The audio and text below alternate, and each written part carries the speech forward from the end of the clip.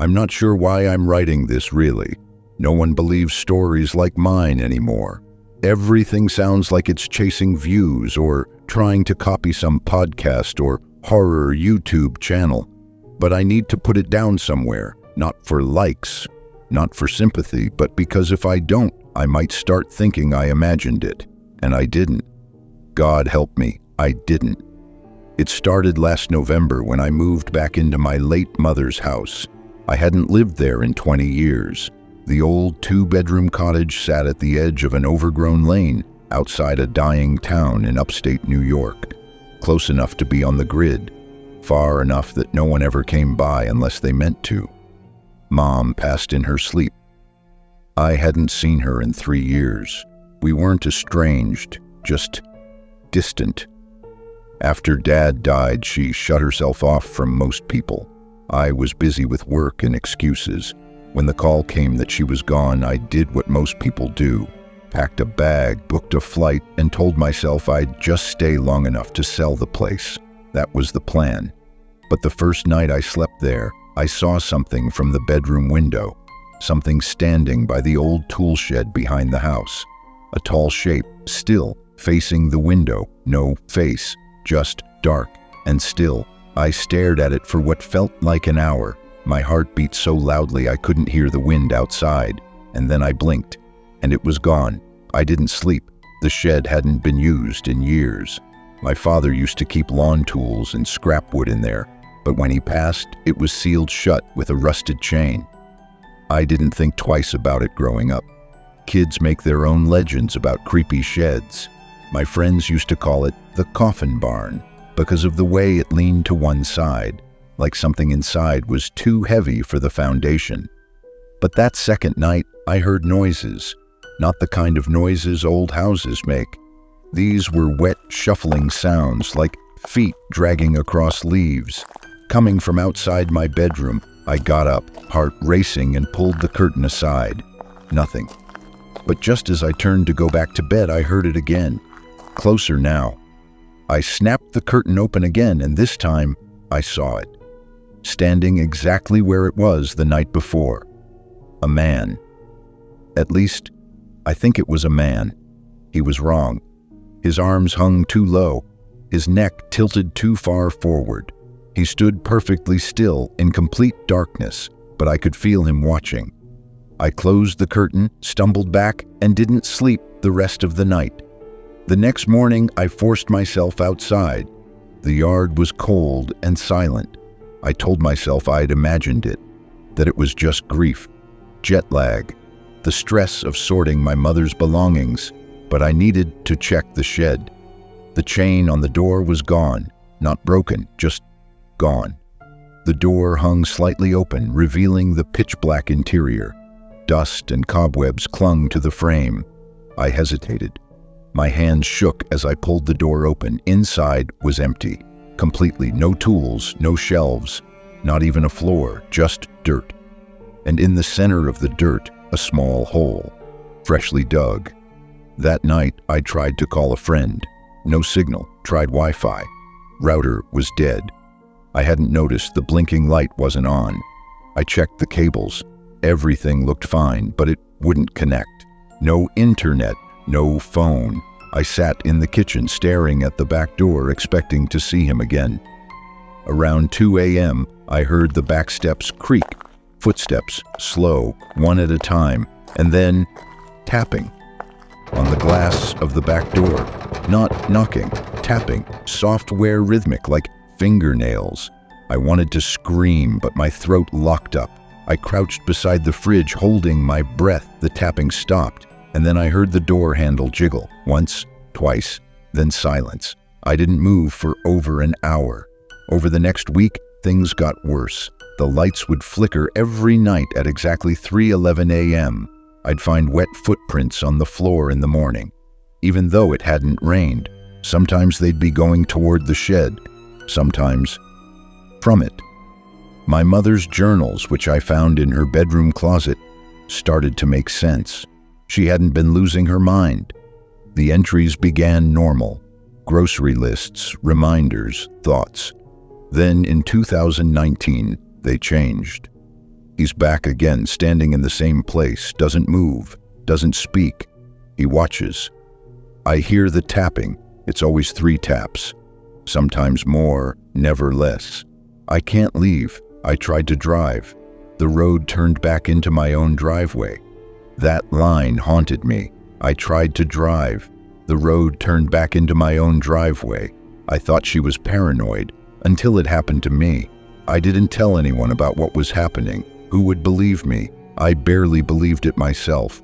But that moment, when I drove down the road trying to leave, only to find myself back in front of the house, that broke something in me. I'd been driving for 20 minutes. I made all the right turns, watched trees pass by, saw the gas gauge dip lower, and then I saw the mailbox again. My mother's old red mailbox, rusted, tilted, with the faded number 1845 barely hanging on. I stopped the car and sat in silence.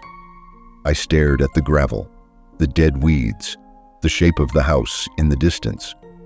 My heart sank in a way that's hard to describe. I wasn't lost. I was trapped. That night, I did something I shouldn't have. I went to the shed again. This time, I brought a flashlight and a shovel. The hole in the shed had grown. It was maybe 2 feet wide the first time I saw it. Now it was 4, still fresh, still damp, and it smelled like old meat and iron. I pointed my flashlight inside. The beam didn't hit bottom. I don't know what compelled me, but I started digging. Maybe I thought there was some answer buried there. A cause, a coffin, anything that could make this all logical. But within 5 minutes, the shovel hit something hard.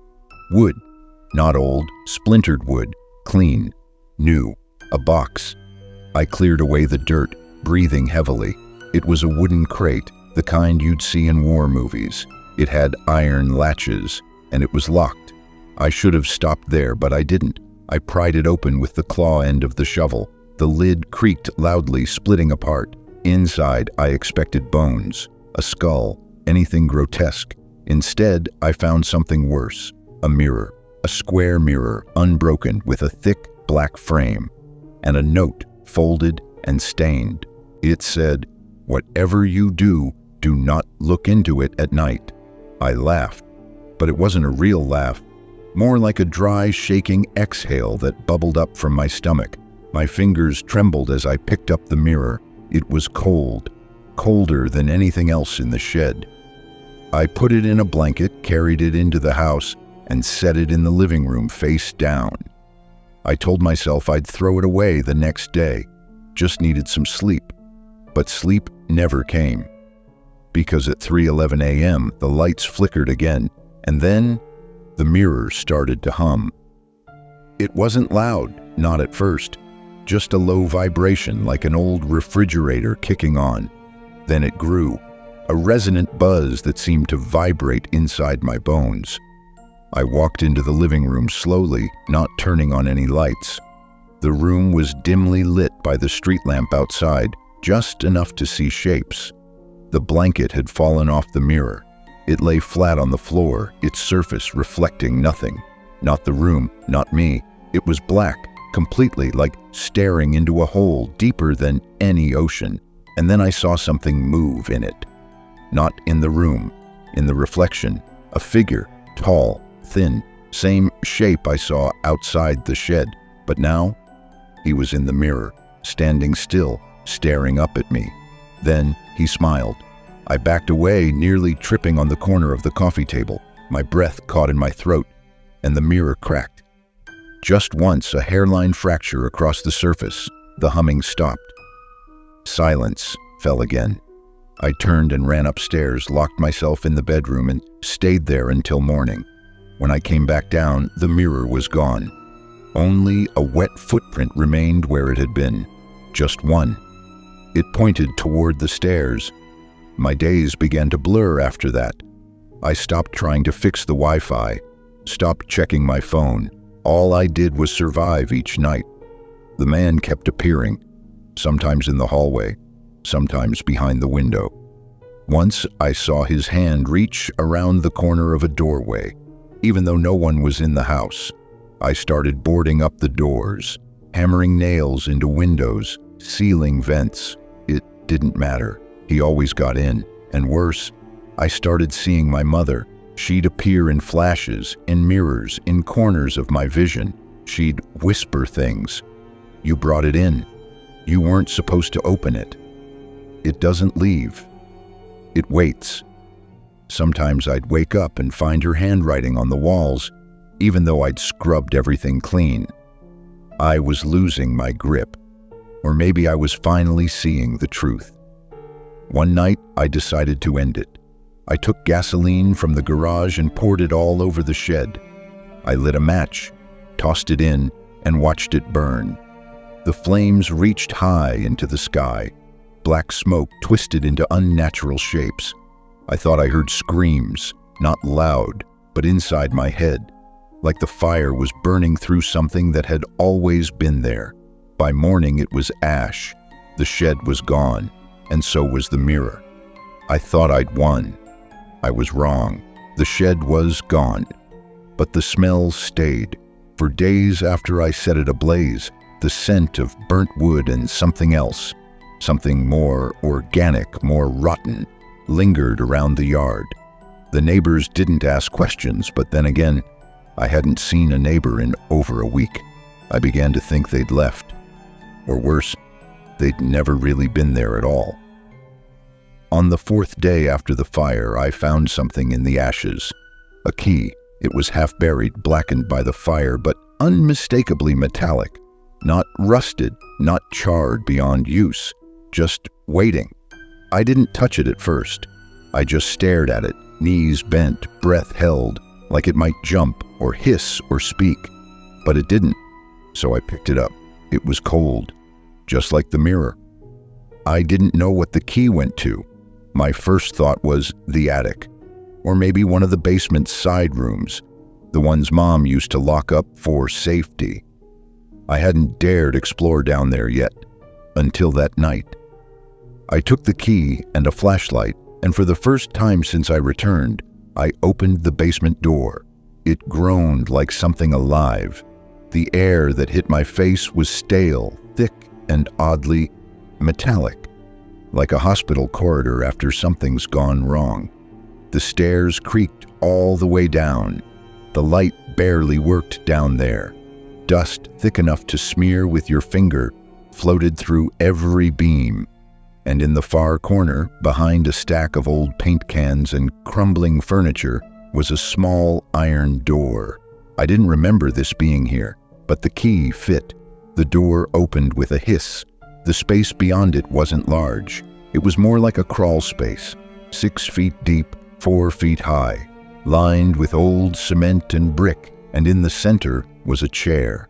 Not a chair you sit in, a restraint chair, leather straps, bolted legs, rusted stains on the floor beneath it. My breath caught. Behind the chair, lining the walls, were photographs, dozens, maybe hundreds, all taped up in careful rows, all of me, different ages, different clothes, some from childhood, some recent, some that I had no memory of being taken. I began to feel dizzy. My skin crawled. I stumbled backward, hitting the metal frame of the door, and that's when I noticed something scrawled on the inside of it, in what looked like chalk or bone dust. "Don't forget who you are." I didn't sleep that night, couldn't. I spent hours staring into nothing, heart pounding, trying to make sense of it. How could those photos exist? Who took them? And more importantly, why were they down there? Was my mother involved? Was the man behind the shed real? Or was this all some long-forgotten part of my own life breaking through? I remembered therapy. I remembered not remembering things. The mirror, the man, the voices, the key, the chair.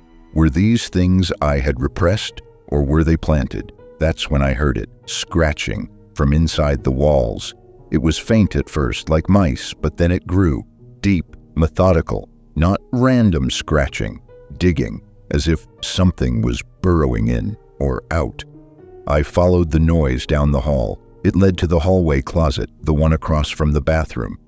I opened the door slowly. Nothing, just coats, boots, boxes. Then one of the boxes moved. It shifted just slightly, as if something inside was breathing. I reached out, hand trembling, and lifted the lid. Inside was another mirror. No frame, just a shard, long and jagged, wrapped in a child's shirt.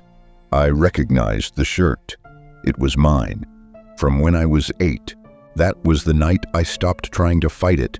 Something was wrong. Deep down, under my skin, under the floorboards, maybe even in my own blood. I wasn't sure what it was yet, but I knew it was old. Older than me. Older than my mother. Older than the house. Something had nested here, and it was coming back. The mirror, the one in the box, was covered in a layer of dust. When I wiped it off, the room behind me didn't reflect back. Instead, I saw the woods, the shed, whole again, standing in the clearing. And the man was there. But this time, he wasn't alone. He was watching someone dig. A child. Me. The vision in the mirror didn't fade. It pulled me in. There I was, a boy of maybe 8, kneeling beside the shed. My small hands moved fast, digging at the cold soil. Behind me, the man watched, unmoving, a silhouette with no face, just presence. He didn't speak. He didn't breathe. He simply watched. I stared into that jagged mirror until my breath caught. My child self stopped digging, and then looked up, right at me. My adult reflection vanished, replaced by those wide, empty eyes of a boy who had seen too much. And something in me cracked open. Memories, not like dreams, not like therapy sessions, these were real. I remembered the weight of the shovel, the rough sound of dirt, the cold hand of my mother guiding mine, whispering something I couldn't make out anymore. And most of all, the smell, the sweet, sickly rot of something that used to be alive. The next morning, I returned to the yard. The shed had burned to ash, but I remembered where the boy in the mirror had dug. The ground was still soft, damp even though there had been no rain. I took a rusted trowel and sank it deep. 6 inches down, the dirt changed color, gray, then black, and then I hit something, wood, an old box, not a coffin, smaller, more like a crate. My hands trembled as I lifted it. The lid came off with a moan. Inside, teeth, hundreds of them, children's teeth, sorted and stacked like coins in rolls, some wrapped in yellowed paper, others strung on faded twine like rosaries. A note lay on top, nearly disintegrated. I pulled it out. For the watcher in the roots, paid in full. I didn't call the police. I didn't call anyone. How could I explain any of it? That night, the dreams started again. Only now they were clearer. I saw my mother with her long black coat, standing in the woods behind the shed, whispering to a tree, crying, begging. She wasn't praying to God. She was bargaining with something beneath the soil. That same figure and the man with no face stood just beyond her, half in shadow, watching, always watching. In one dream, she turned to him and said, "He's yours if it means they'll leave me be." I woke up screaming. For the first time in my adult life, I screamed. Loud, raw, uncontrollable. Because now I knew I wasn't just haunted, I was chosen, raised like a crop, groomed for a purpose I didn't understand yet. My mother had made a deal, a very old deal, one that involved me.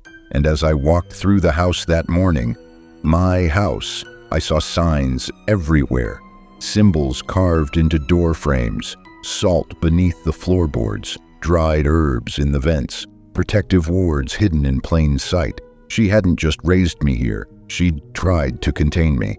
The voices returned. Only now they came through mirrors. Every reflective surface in the house whispered. The sink, the oven, the darkened window glass. It was always the same message, always in that same deep, rasping tone. Time is due, blood remembers. Sometimes it said my name. Sometimes it used a name I didn't recognize. Elwyn. I looked it up. The name hadn't been used in my family for generations, but there it was. In an old family Bible I found behind the fireplace bricks, Elwyn Thorne, born 1882, died 1888, age 6. But beside his name, something was scratched in pencil. Returned 1989, rises 2025. That was the year I was born, and this year is now. I spent the next few days researching, not on the internet. I couldn't trust that anymore. Somehow, it watched me now. Every time I searched Elwyn Thorne, strange pop-ups appeared. Latin, backward text, images of teeth, always teeth. Instead, I went to the county archives. There were only 2 people on staff. One of them didn't speak. The other looked at me strangely when I asked about the Thorne family records. "You're living in that house?" he asked, wide-eyed. I nodded. He didn't say another word, just slid a yellowed folder across the desk. Inside were newspaper clippings, one from 1890 headlined, "Local boy's body vanishes from grave, 4th exhumation this year." Another from 1975. "Caretaker at Pine Hill Asylum claims child with missing face still roams basement." In both stories, the name Elwyn Thorne appeared. I closed the folder. My heart thudded. That night, I returned to the basement, and I opened the iron door again. It was different now. The walls were darker, wet. The photos were still there, but they had changed. Some had been updated. I saw one of myself from earlier that day, wearing the exact clothes I still had on. That's when I noticed the chair. It wasn't empty. A figure sat strapped in it, slumped, breathing shallow, skin pale and gray, almost translucent. And the face, it was mine, but younger, 8 years old, eyes shut, lips trembling, a trail of blood down the side of the neck. I screamed. The boy's eyes fluttered open. He looked at me and whispered, "You left me here." I couldn't move. The boy in the chair, me or some version of me, was breathing barely. His lips quivered like he'd been frozen in pain for years. The straps held his limbs tight. His wrists were bruised, his fingernails blackened. A second passed, maybe a minute, before he whispered again, "You were supposed to take my place." I shook my head. "What are you talking about?" He lifted his chin slowly, his pale eyes finding mine. "The bargain, she broke it, and I've been paying." And in that moment, it clicked. The blood, the teeth, the symbols etched under paint and wood, the night terrors, the whispers, all of it. My mother hadn't made a deal to protect me. She made a deal to bind me. There had been another child, me, but not me, born in the same place under the same name over and over again. The being they called the Watcher in the Roots didn't feed on flesh. It fed on identity, on time, on lineage. And when it was denied its due, it took something else. My mother had offered up him instead, a twin I never remembered having. Or maybe not a twin, maybe a mirrored part of my soul, split and buried deep. Whatever he was, I had inherited his freedom, and he had inherited my torment. The chair began to shake. The walls of the basement moaned.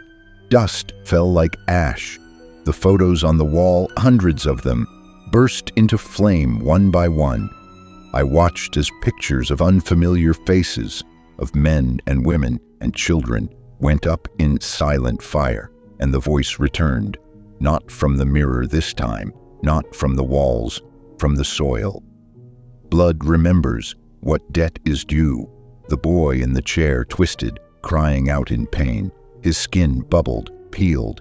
I ran forward and grabbed the restraints. They were searing hot, but I tore them free. He collapsed into my arms, whispering, "Don't let it take me again." Suddenly the ground opened. No crack, no quake.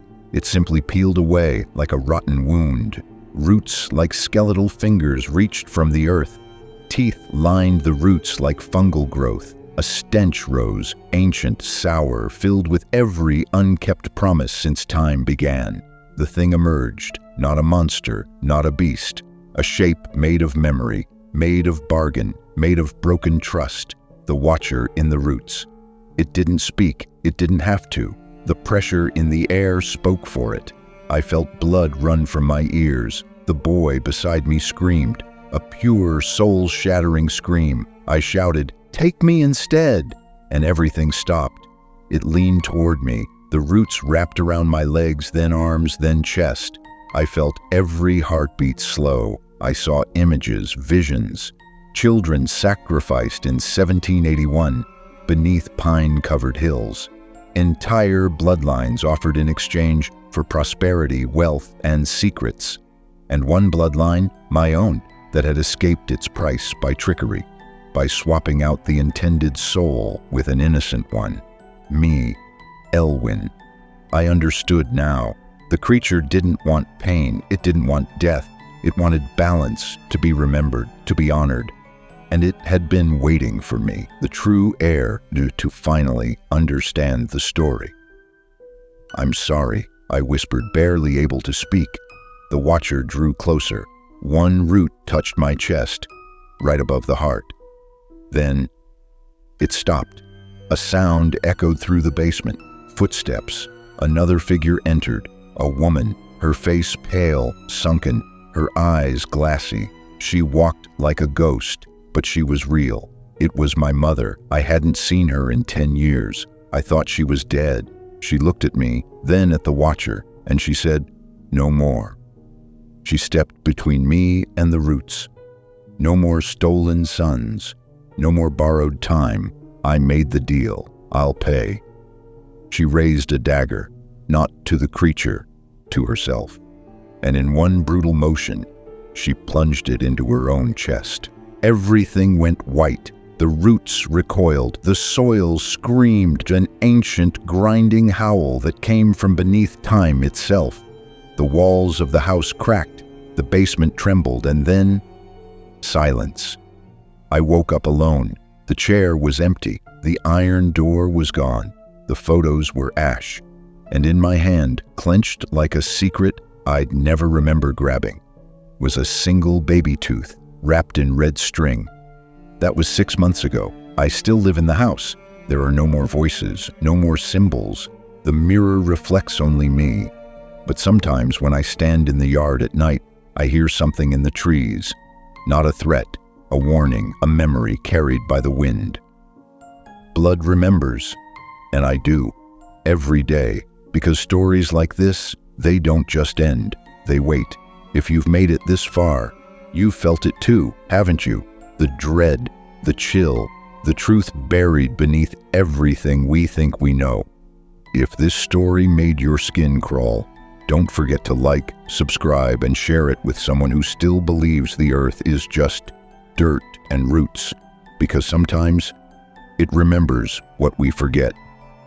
Until next time, keep your lights on and don't listen too closely to the soil.